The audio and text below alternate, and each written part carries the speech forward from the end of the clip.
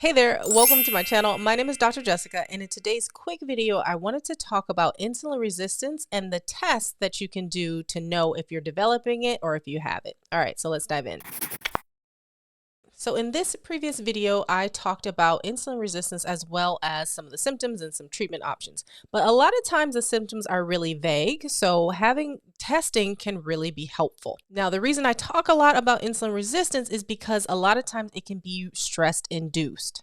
Chronic stress can elevate cortisol chronically, and that chronic elevation of cortisol can then interfere with insulin on many different levels. It can interfere with the signaling cascade of insulin, it can interfere with production of glucose from the liver, and it can cause your body to produce more and more insulin without having any type of response from the cells of your body. And insulin resistance is associated with other types of clinical conditions, including hypertension, cardiovascular disease, stroke, non-alcoholic fatty liver disease, PCOS, and even certain forms of cancer. So I think it's really important to recognize the link between chronic stress and insulin resistance and doing something about the insulin resistance and actually testing to see if you have it, because most people don't know until they get some test results back. I want to share a couple of tests with you that I actually use clinically in practice as well as inside my coaching program. I will also say that a lot of these tests in many states, you can actually order lab tests for yourself as a consumer, but I would highly recommend you actually work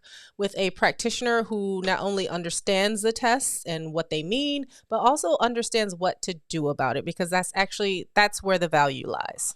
All right, so let me share my screen with you, and I'm actually going to show you a sample report of one of the tests that I like to use. All right, so this is a sample test, and what it is an NMR lipo profile. This is through LabCorp, but other labs such as Quest and I believe a couple other labs have something very similar.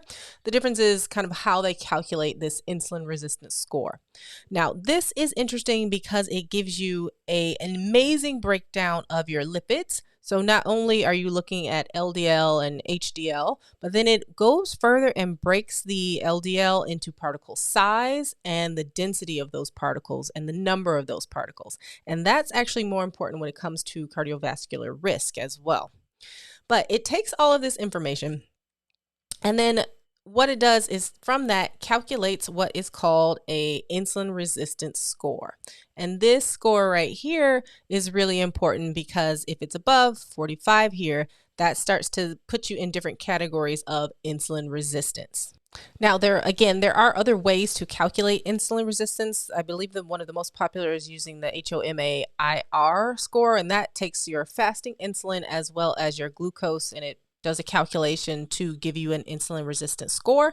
That is one way to do things. Another way is using fasting insulin along with C-peptide, and different labs, of course, will use different methods. But this one that I use from LabCorp is really helpful because it also, again, gives you such a thorough breakdown of your lipids as well. Because generally, when we develop insulin resistance, our lipids also start to get thrown off as well. And the cool thing about this is that it gives you really pretty charts as well, which clients always like, because then putting it in a graphic sort of way is generally pretty helpful. So without calculating your insulin resistance score directly, you can, of course, also look at things like your fasting glucose, a fasting insulin, a C-peptide, as well as a hemoglobin A1C. And you can also look at your ratio of HDL and LDL. And there are different calculations that can be done to calculate a insulin resistance score. All right, I hope that this was helpful and informative. If you learned something new, go ahead and give this video a thumbs up. If you have questions, of course, leave them in the comments below. I love to answer your questions. And be sure to check back for the next video, because I'm going to talk about different types of methods of reversing insulin resistance. I'm going to go in more depth than the previous video. So I will see you in the next video.